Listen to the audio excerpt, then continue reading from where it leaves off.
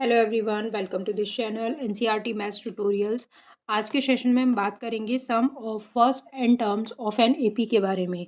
N terms of AP अगर हमें given है तो उनका सम हम किस तरह से फाइंड करेंगे, उसके लिए क्या सिंपल फार्मूला है, फार्मूला आपका कैसे बना है, कैसे फार्मूले को ड्राइव करना है, क्या डेरिवेशन है फार्मूले का, सो वो हम इस वीडियो में कवर करेंगे। सो स्टार्ट करते हैं आज की video. Sum of first n terms of AP. So sum of n terms of AP जो होता है, इसके लिए हमारा सिंपल फॉर्मूला है, सम को हम रिप्रेजेंट करते हैं एस एन से। एन टर्म्स का सम इसकी बात कर रहे हैं हम। फॉर्मूला होता है हमारा n/2 2a plus n-1 into D. This is the simple formula, सभी को पता होता है ना। उस फॉर्मूले का क्या यूज़ है और किस तरह से ये फॉर्मूला बना है, ये हम इस वीडियो देखते हैं। सो अगर हम बात करें 1 + 2 + 3 और इसी तरह से करते करते सपोज 1000, सपोज ये 1000 तक यहाँ पर 1 से स्टार्ट करके 1000 तक यहाँ पर नंबर्स हैं। Between each two consecutive terms जो आपका डिफरेंस है वो आपका 1 1 का है। It means this arithmetic sequence is forming an AP. Arithmetic progression यहाँ पर एक बन रही है।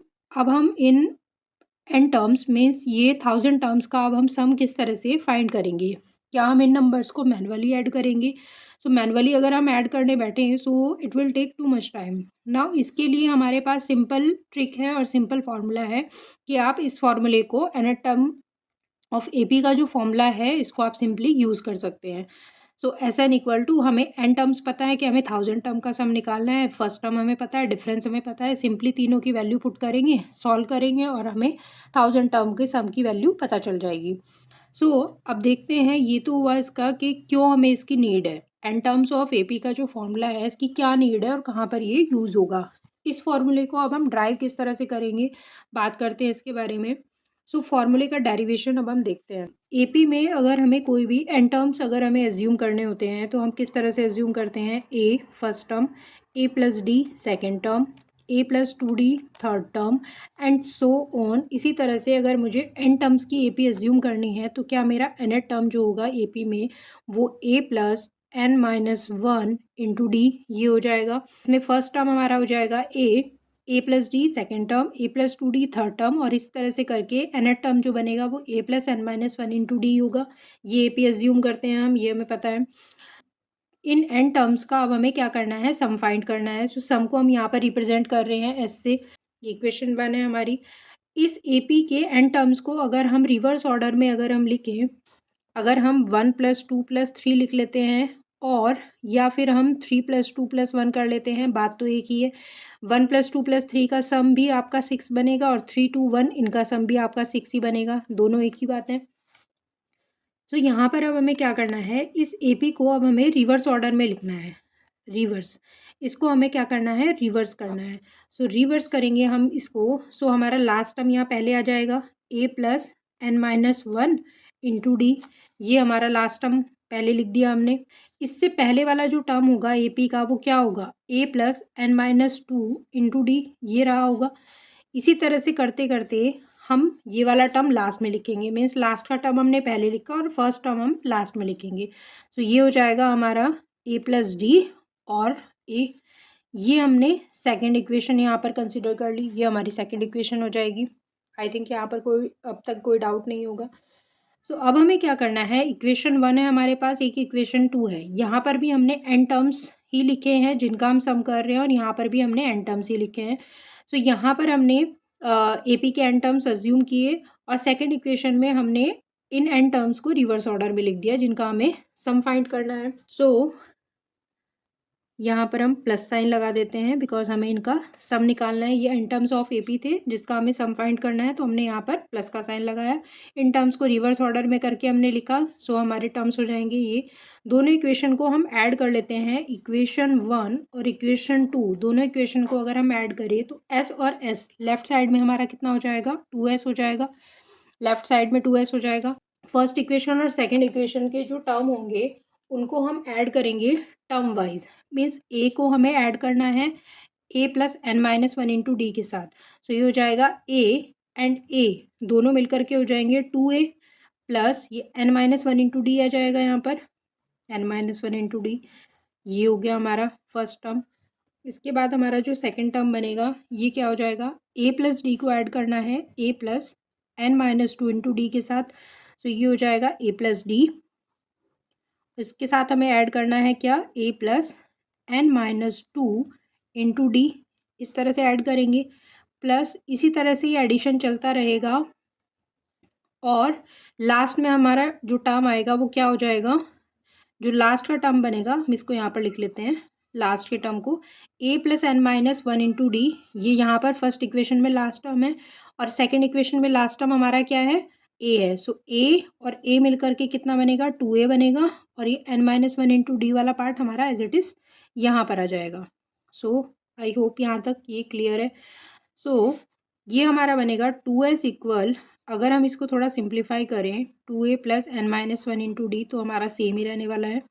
प्लस a और a मिल करके कितना बना, 2a बना। प्लस नाउ यहाँ पर माइनस का 2d है और यहाँ पर प्लस का 1d है, सो ये माइनस का d बन जाएगा और ये हमारा कितना हो जाएगा, nd। सो nd और माइनस का d बनेगा, ये लिख दिया हमने यहाँ पर। इसी तरह से सोन ये आगे कंटिन्यू रहेगा और लास्ट का टर्म जो आ रहा है हमारा वो कितना आ रहा है, ये वाला, इसको भी एज इट इज़ लिखेंगे 2a plus n minus one into d, ये बन गया हमारा। नेक्स्ट हम इसको आगे सॉल्व करते हैं। सो ये हो जाएगा 2a plus n minus one into d, ये एन डी और माइनस डी कॉमन आ जाएगा तो एन माइनस वन ही हो जाएगा ये भी। So 2a plus n minus one into d, ये आ जाएगा। फिर इसी तरह से सो ऑन और लास्ट का टर्म भी हम एज इट इज़ यहाँ पर कॉपी कर देंगे, n minus one into d. अब यहाँ पर सेम ही टर्म है बट ये कितनी बार हमारा टर्म है, एन टाइम टर्म्स है। सो ये हम इसको बोल सकते हैं, सपोज अगर मैं यहाँ पर टू प्लस टू और इसी तरह से टू को अगर मैं 10 टाइम्स अगर ऐड करूँ, सो क्या ये यहाँ पर 10 इंटू टू हम इसको बोल सकते हैं, and this will be equal to 20। टू अगर मुझे 10 टाइम्स ऐड करना है, सो 10 टाइम्स टू हम ऐसे लिख सकते हैं, 10 इंटू टू। सो यहाँ पर इसी तरह से अगर इस टर्म को मुझे n टाइम ऐड करना है, सो क्या मैं इसको यहाँ पर लिख सकती हूँ 2s equal n into 2a plus n minus one into d, ये लिख सकते हैं इसको। जैसे हमने 2 को 10 टाइम्स अगर हमें ऐड करना था तो 10 इंटू टू लिखा था, इसी तरह से अगर मुझे इस टर्म को n टाइम ऐड करना है, सो मैं n इंटू ये टर्म कॉपी कर सकते हैं हम यहाँ पर। सो यहाँ पर s की वैल्यू जो बनेगी वो हो जाएगी n/2 2a plus n minus one into d, ये हो जाएगी। और यही हमारा AP के n टर्म्स का फॉर्मूला होता है, यही फॉर्मूला होता है जो हमें ड्राइव करना था यहाँ पर। सो ये हमारा इस तरह से फॉर्मूले का डेरिवेशन रहेगा।